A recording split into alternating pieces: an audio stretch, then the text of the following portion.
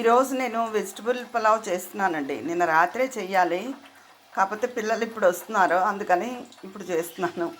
ఇందులోకి నేను వెజిటబుల్ పులావ్ చూపించినప్పుడు ఎలా తయారు చేస్తారో చూపించండి అన్నారు, అందుకని చూపిస్తున్నాను. క్యారెట్లు, బంగాళదుంపలు, ఉల్లిపాయలు, పచ్చి బఠానీ, స్ప్రింగ్ ఆనియన్స్ వేసుకున్నానండి. ఒక 4-5 పచ్చిమిరపకాయలు, ఒక గ్లాసున్నరకి ఇవి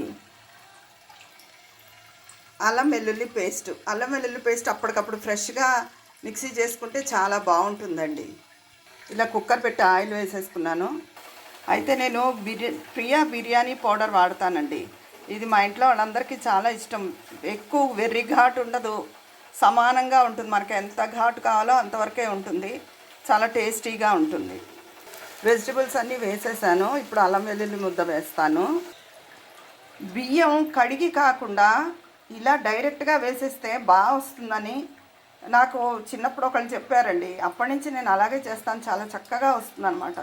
నేను బాస్మతి రైస్ ఎక్కువ వాడిని, ఎందుకంటే ఏ పాటి నీళ్ళు అటు ఇటు అయినా ముద్ద అయిపోతుందని నాకు ఇష్టం ఉండదు. మేము బెల్ బ్రాండ్ రైస్ వాడతాము, అవే చాలా చక్కగా సన్నగా చాలా బాగా వస్తాయన్నమాట, ముద్ద అవ్వకుండా. ఇప్పుడు ఇది వేసేసుకుని 1:30 కదా, 1:30కి 3 గ్లాసులు నీళ్ళు పోసుకుంటాను. ఇదిగోనండి, ఇందులో అల్లం వెల్లుల్లి ముద్ద వేసాను, నీళ్ళు పోసుకున్నాను. మీకు చూపించిన ఇందాక ప్యాకెట్ మసాలా, ప్రియా మసాలా 1.5 స్పూన్ వేసుకున్నాను. తగినంత ఉప్పు, చిటికెడు పసుపు. ఇప్పుడు ఇది కుక్కర్ మూత పెట్టేసుకుని 3 విజిల్స్ రానివ్వాలి. ఇదండి, కుక్కర్ విజిల్ పెట్టేసుకున్నాను. నేనేదో గొప్పగా చేసిస్తాను అని కాదు, మీరు ఎలా చేస్తారు అని మొన్న అడిగారు, అందుకు చూపిస్తున్నాను. కానీ సింపుల్గా చాలా టేస్టీగా ఉంటుందండి.